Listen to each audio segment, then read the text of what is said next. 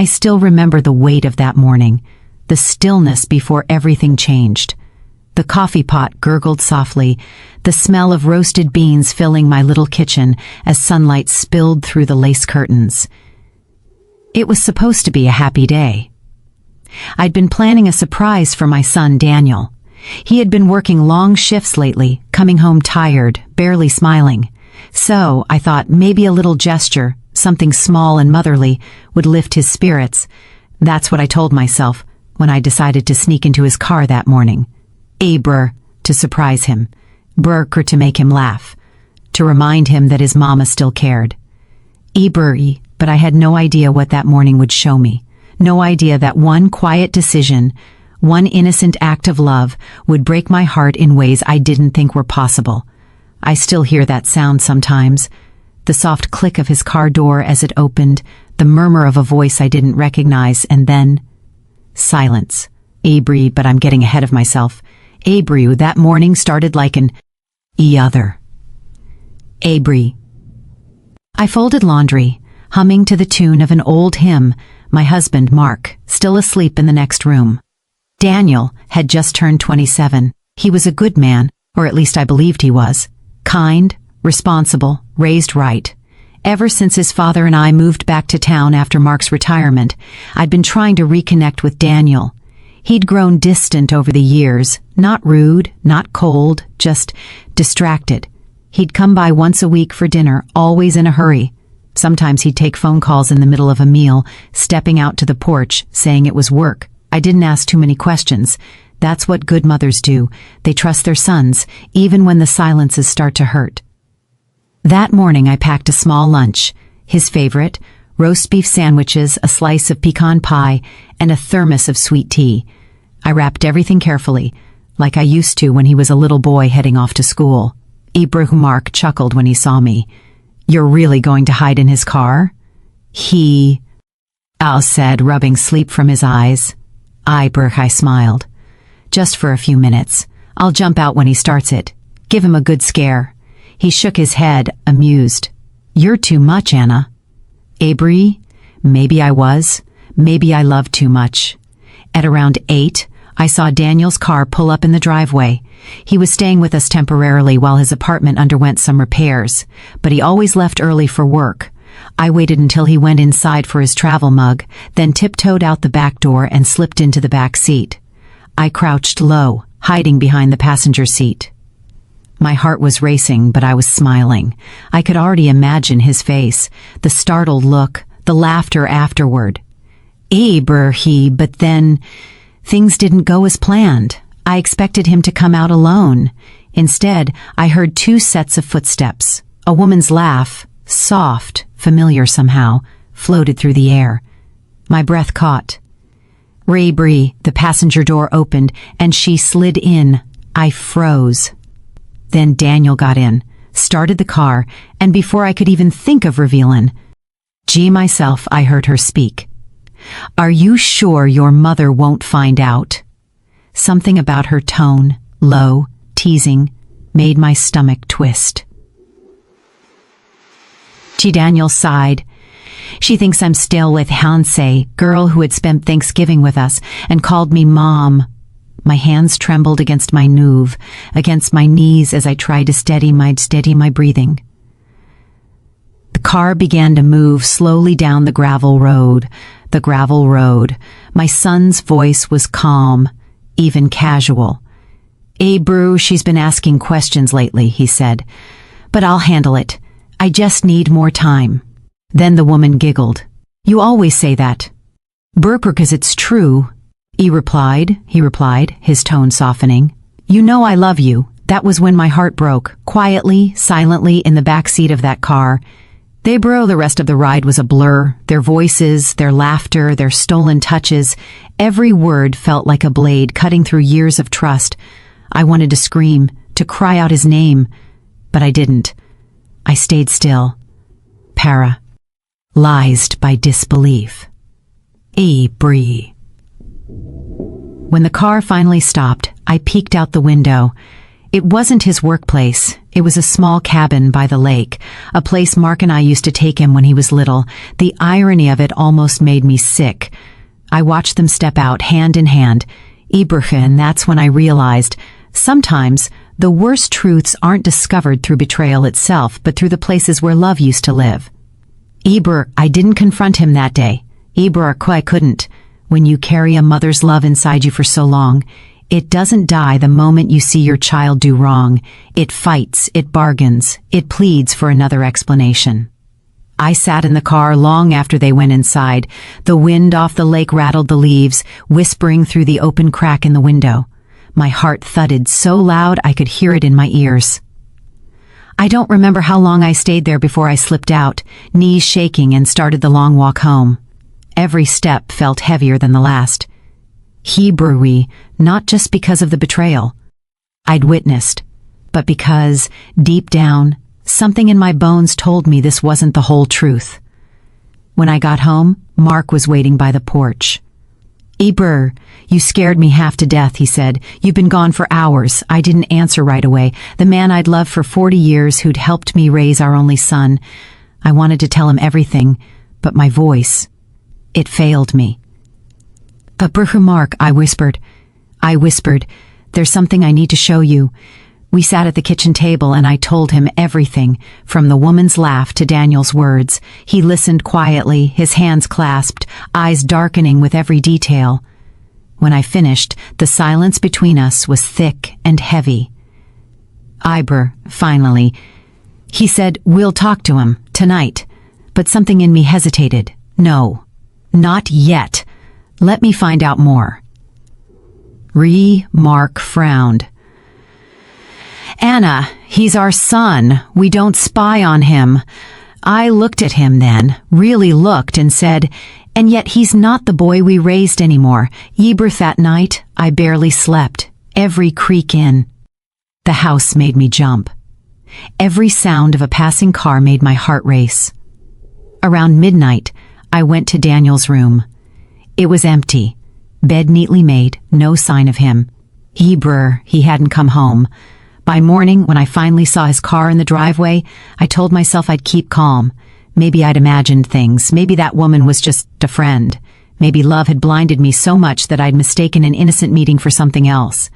But when I saw the faint lipstick smudge on his collar, deep red, not Emily's soft pink shade, I knew my hopes were foolish. Over the next few days, little things began to surface. Phone calls he'd take outside. Whispered arguments behind closed doors. And once, when I passed by his room, I overheard something that froze me in place. He was on the phone, voice low, sharp. Stop calling me at the house, he hissed. If they find out, everything falls apart. I pressed my back to the wall, heart hammering. Who was they? And what would fall apart?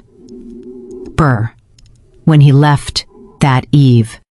I turned to Mark. We have to follow him. He hesitated, but when he saw my trembling hands, he nodded.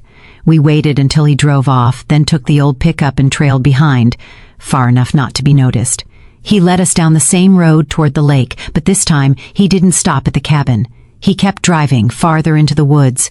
The road narrowed, twisting between cliffs. It was getting dark, the kind of dark that makes every sound feel like a warning. Finally, he pulled over by a deserted overlook near the edge of a rocky drop. Mark turned off our headlights. We watched from a distance as another car approached.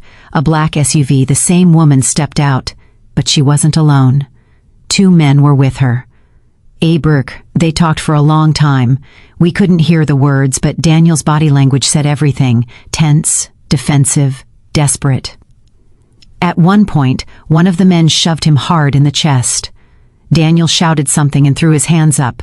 I wanted to run out there, to scream his name. But Mark held my arm tightly. Wait, he whispered. We watched in horror as Daniel opened his trunk and pulled out a small metal case. One of the men grabbed it, opened it, and from the faint gleam of light, I could see stacks of money inside. Stacks of Mark's jaw tightened. What the hell is this? Ibro, I couldn't breathe. My son, the boy I'd held in my arms, was handing money to strangers in the dark. After a few minutes, they all got back in their cars and drove off in different directions. Mark and I sat there in silence, unable to move. The air was heavy with something we couldn't yet name: guilt, fear, confusion. Finally, to police tomorrow. Ibrahim, but tomorrow never came. That night, as we lay in bed, I woke to the sound of footsteps outside, soft, careful. Then a shadow crossed our window, tall, familiar. My stomach dropped. Mark reached for my hand. "Stay quiet," he mouthed. We heard the front door creak open. Someone stepped inside. The floorboards groa. Ned. A faint light flickered under our bedroom door. Ibrahim Mark got up slowly, reaching for the old baseball bat he kept under the bed. He opened the door just an inch and froze. It was Daniel. Abrick standing in the hallway, holding a flashlight into himself. Brr. I'll never forget the look in his eyes when he saw us. It wasn't the look of a son caught sneaking in late. It was something darker, something cold. "Mom, Dad," he said, forcing a smile. "Did I wake you?" Ibrahim Mark stepped forward. "What's going on, Daniel? Who were those people at the lake?" Bree. For a moment he didn't answer. Then he sighed, running a hand through his hair. "You followed me?" Yebra shaking. "Yes," I said, voice shaking. "We had to. You're in trouble." He stared at us for a long time, too long, before he finally said, "You shouldn't have seen that." Braham Mark frowned. "Son, whatever this is, we can fix it now, Dad." Daniel's voice dropped to a whisper. The air between us. What he meant then, not really. Ibrahim. But I would soon. And when I did, I would wish with every fiber of my soul that I had never followed him that night. That night changed everything. I wish I could say it was the moment I realized my son needed help, but no, it was the moment I realized he had already crossed a line he could never return from. The next morning, Daniel came to breakfast as if nothing had happened. He smiled at me, kissed my forehead, and poured himself a cup of coffee. That smile, it wasn't my son's, it was the smile of someone rehearsing normalcy. Sleep well, Mom? He asked casually. My hands trembled around my mum. Ark's eyes met mine across the table. We both knew we couldn't keep pretending. "Daniel," Mark began, his tone steady, "we need to talk about what's going on." Daniel froze mid-sip, for a heartbeat. Then he set the cup down carefully, almost too carefully. "About what, Dad?" "The lake," I whispered. "The people, the money." His eyes flicked to me, sharp like a blade catching light. "You shouldn't have followed me." Abraham Mark leaned forward. "We're your parents. You're in trouble. Let us help." Bursh, help," he repeated, laughing softly, but there was no joy in it. "You don't even know what's happening." "Tell us," I said. "We can fix this together." His voice dropped low. "You can't fix it. It's already done." "It's already done." He stood up, pushing his chair back slowly. "Come with me, I'll show you." Something in his tone made my stomach twist. It wasn't anger, it was control, like he'd already decided how this would end. We followed him. I don't know why. Maybe it was the desperate hope that we could still reach the boy we raised. Maybe it was guilt. Maybe it was love blinding us to danger. Kibru. He drove us in silence back down the winding road toward the cliffs. The morning fog hung low, the world ghostly and still. I remember the smell of pine and wet earth, and the way the gravel crunched beneath the tires. When we reached the overlook, he parked the car near the edge, the same spot where we'd watched him the night before. He got out first. "Come on," he said, gesturing for us to follow. Hebrew Macronesis. Zebra Mark looked uneasy. Daniel, what is this? Hey bro, you wanted to understand. Daniel said. So understand. The fog was thick, a white curtain rolling over the cliffs, swallowing the horizon. The sound of the lake below was faint, distant, like a heartbeat under the earth. Daniel walked ahead, stopping just near the edge. The edge. This, he said, pointing down, is where it all ends. Ends I wins? I whispered. He turned around slowly, his face unreadable. You shouldn't have seen them. They told me this would happen, that if anyone found out, I'd have to make it right. Bro, my knees weakened. Daniel, please. I shook his head, eyes glistening. They were serious, Mom. They said they'd come after you, after Dad. I didn't have a choice. Mark took a step forward. Son, there's always a choice. Daniel's voice cracked. Not anymore. And then he reached in to his jacket, and for a split second, I thought I saw something glint. Not a weapon, but keys. The keys to our car. Daniel, Mark said carefully, just put them down. But before either of us could move, he shouted, I'm sorry, and lunged toward us. Everything happened in a blur. Mark grabbed my arm, pulling me back, but Daniel's shoulder slammed into us both. The ground vanished beneath my feet. For one weightless moment, I was floating, the wind roaring past, my scream torn from my throat. Then darkness. Cold, sharp, endless. When I opened my eyes, the world was spinning. Pain shot through my side. I could taste blood, smell wet dirt, hear the faint lap of water below. Mark, I croaked. He was beside me, still, pale, his hand twisted at an odd angle. My heart seized. Mark! I shook him, tears streaming down my face. His eyelids fluttered. Anna! His voice was faint. Broken. Are you okay? I nodded, though I could barely move. He pushed us, I whispered. Mark's gaze, Doctor, ifted upward toward the cliff edge, where the fog swirled like ghosts. He thinks we're dead, he murmured. Don't move, pretend we are. My breath caught. Wiki. What? Ibra-creasing, pretend we're dead, he repeated, his hand finding mine, squeezing weakly. It's the only way we'll survive. Abrak above us, I heard footsteps. Faint, cautious. Daniel's voice echoed, low and trembling. I'm sorry. I had no choice. Staring down. I didn't dare blink. I held my breath as he peered into the fog below. After a long moment, he whispered something. I couldn't make it out. And then he turned and walked away. We waited until his footsteps faded, until the sound of his car engine disappeared into the distance. Only then did I let the tears fall. I grow. The tears fall.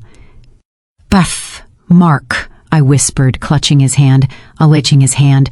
We need to move. He groaned softly. My leg, I can't. I looked around. We'd fallen into a shallow ravine surrounded by rocks and thick brush. The drop wasn't as deadly as it looked. By some miracle, we'd landed on a slope that broke the fall. I tore off a piece of my sleeve and pressed it to his forehead, where blood trickled down. Stay with me, I begged. Please. The hours that followed blurred into one long nightmare, crawling, dragging, whispering prayers. My hands bled, my voice went hoarse. But by dusk, I found a path leading down to the lake.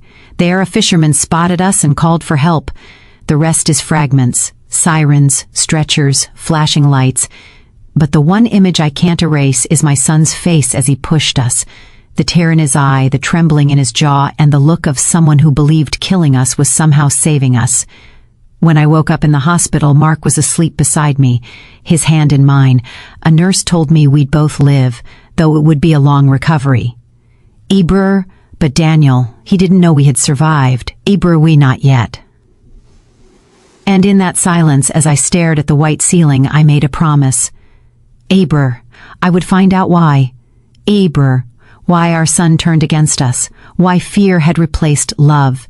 He and who those people at the lake really were. Because no mother dies inside quietly. Not when her child is the one who pushed her off the edge. The hospital room smelled faintly of antiseptic and loneliness. Machines hummed softly beside our beds, and every so often a nurse would walk in, smile kindly, adjust a drip, whisper something I couldn't quite hear, and walk back out. But nothing pierced the silence between Mark and me. He lay beside me, pale and bruised, his leg bound in thick white cast. I could tell by the way his jaw clenched that he was trying not to cry, not from pain, but from something far deeper. "He's our son," I whispered one night, unable to bear the quiet any longer. Mark turned his head toward me slowly. He was our son. The words hit me like a slap. I wanted to argue, to tell him that Daniel was still the same little boy who used to climb into our bed after nightmares, clutching his stuffed bear. But even as I opened my mouth, I knew that boy was gone. Still, I could. Nant hate him. Because mothers don't stop loving. They just learn to love differently, from a distance, through pain. The next morning while Mark slept, I asked the nurse if anyone had visited. "No one yet, Mrs. Hill," she said softly. "Would you like me to call your son?" I froze. "No, please, don't tell him we're alive." She frowned slightly but nodded. "Understood." For the next 2 weeks I stayed quiet, listening, observing, healing. But my mind didn't rest. Every time I closed my eyes, I saw the cliff, the fog, the terror in Daniel's face before he pushed us. There had to be a reason, something bigger than greed or anger.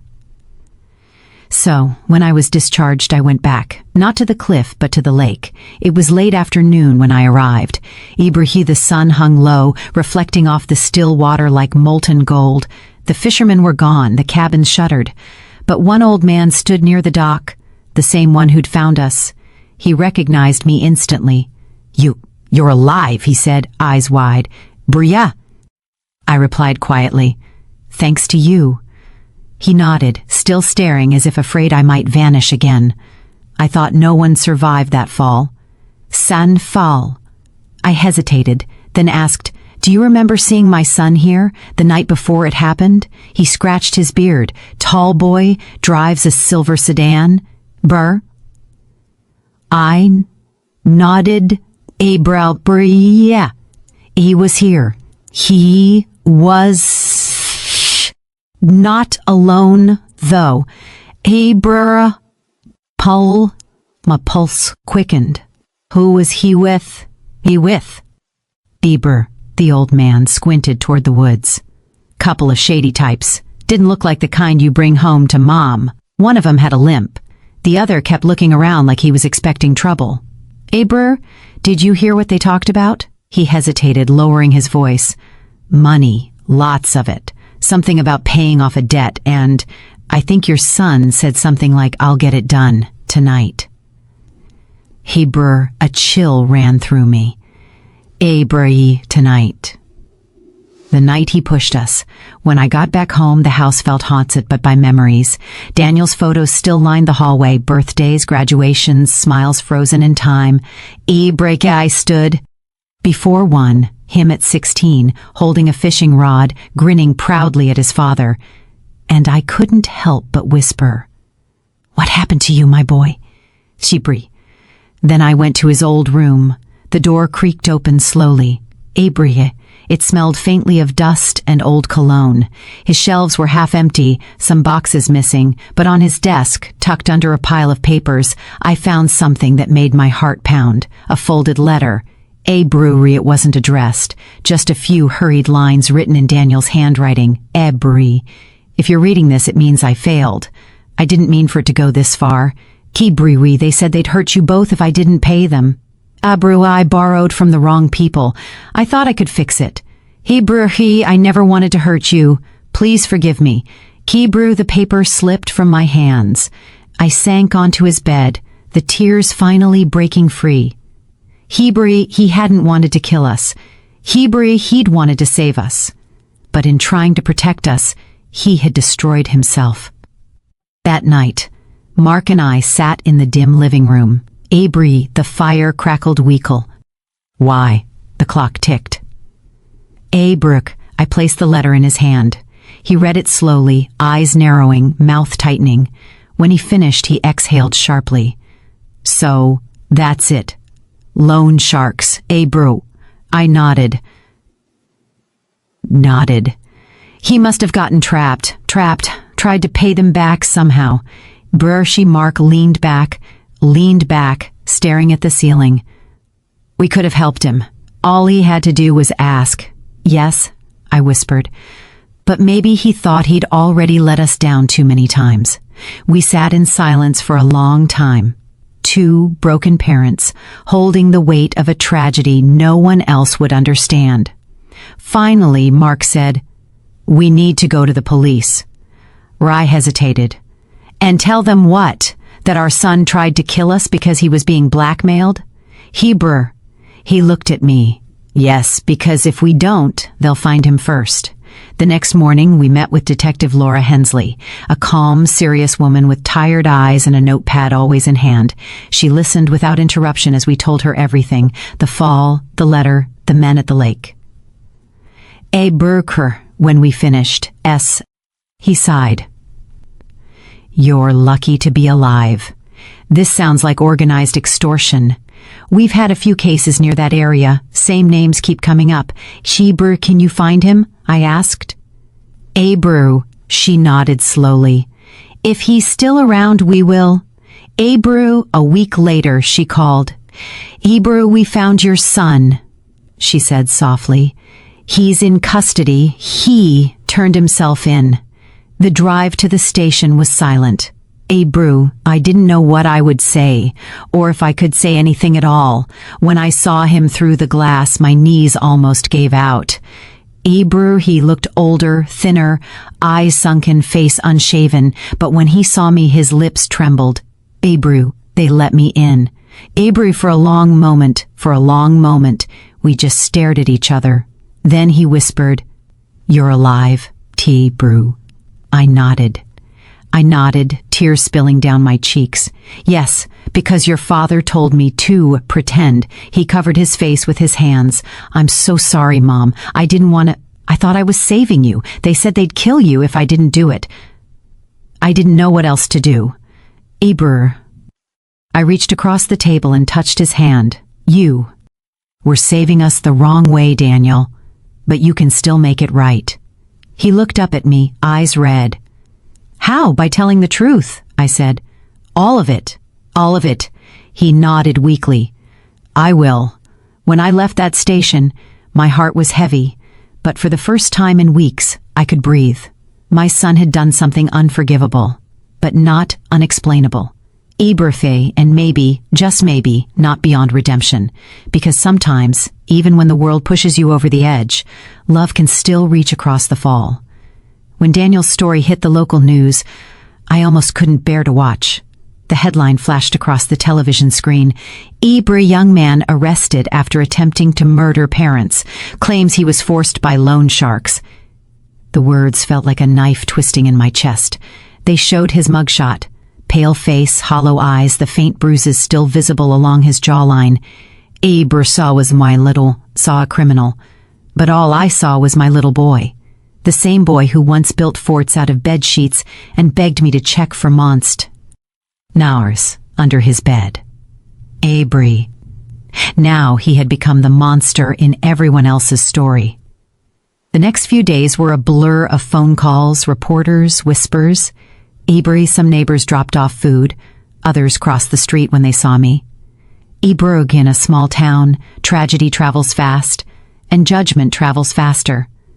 One woman from church, kind but blunt, said softly, "I can't imagine what you're going through, Martha, but I hope you don't forgive him too easily. Some lessons must be learned the hard way." I smiled weakly, though my insides churned. Ibruri.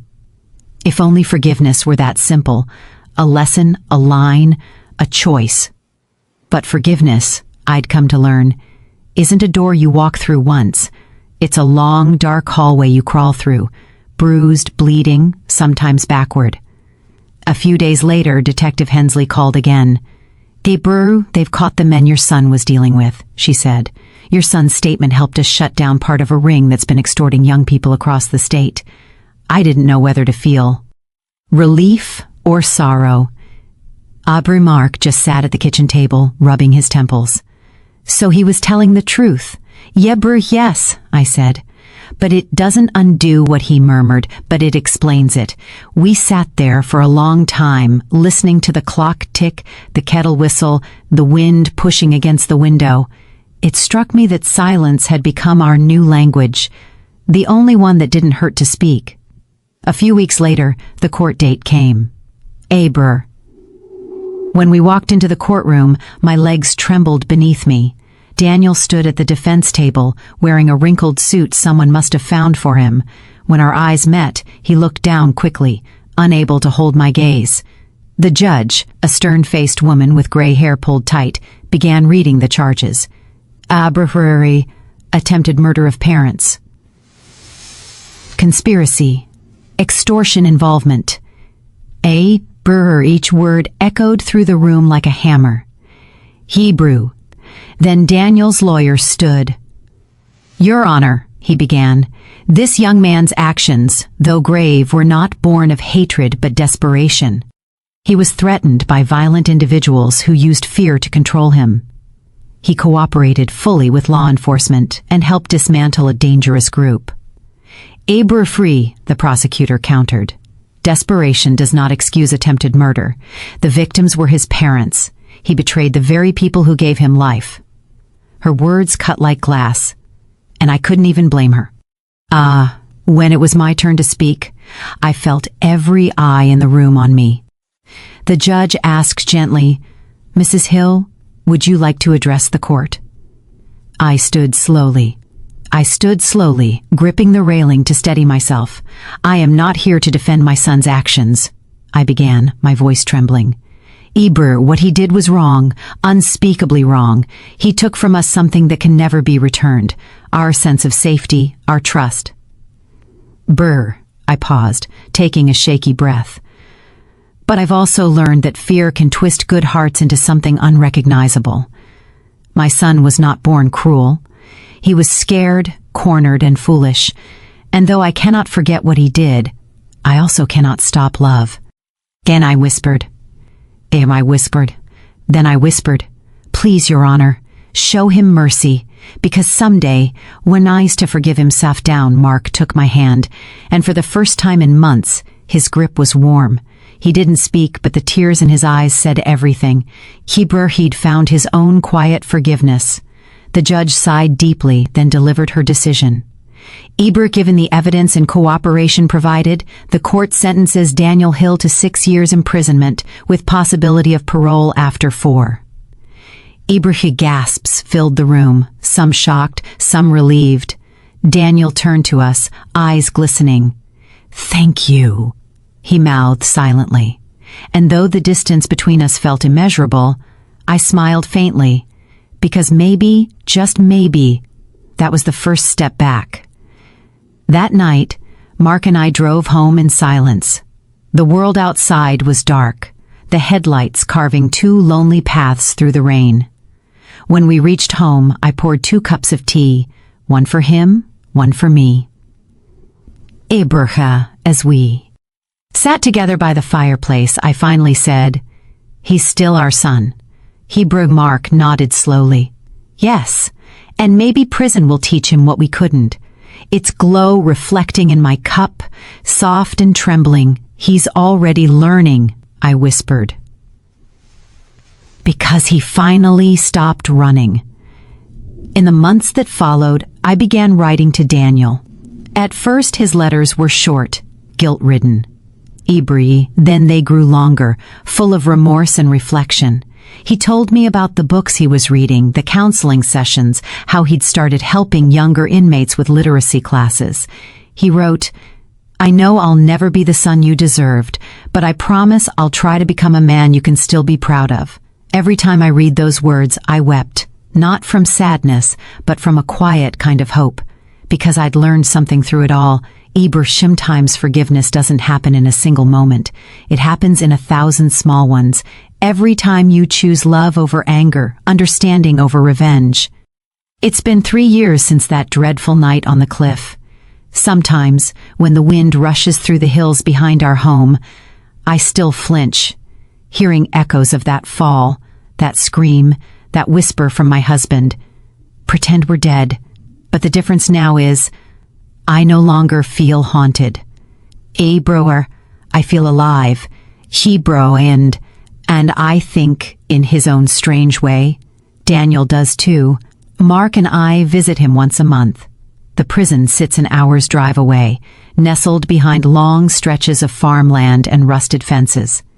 Every time I walk through those metal detectors and hear the heavy doors lock behind me, I remind myself, I'm not here to relive the past. I'm here to build whatever's left of the future. The first time we visited, Daniel couldn't even meet my eyes. He just kept whispering, I'm sorry, until his voice broke. I reached across the cold metal table and took his hands. Stop apologizing, I said softly. Start becoming. He looked at me like he didn't understand. So I smiled. Don't let this place define you. Let it refine you. That was the beginning of something new between us. Not the same love we once had, but a quieter, wiser kind, the kind that doesn't expect perfection, only effort.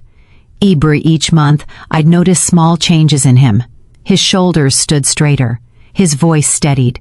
His eyes, once empty, began to carry light again. He talked about a program he joined that helps rehabilitate inmates through education. He told me he was tutoring other men who never finished school. I think I found purpose, Mom, he said once with a shy smile. Good, I replied, tears threatening to spill. Because purpose is what keeps the soul from rotting. Back home, Mark and I rebuilt our life piece by piece. He repaired the broken porch railing that had given way the night of the fall. I replanted the small garden that used to be my joy. It took time. It took time, longer than I expected, for laughter to return to our home.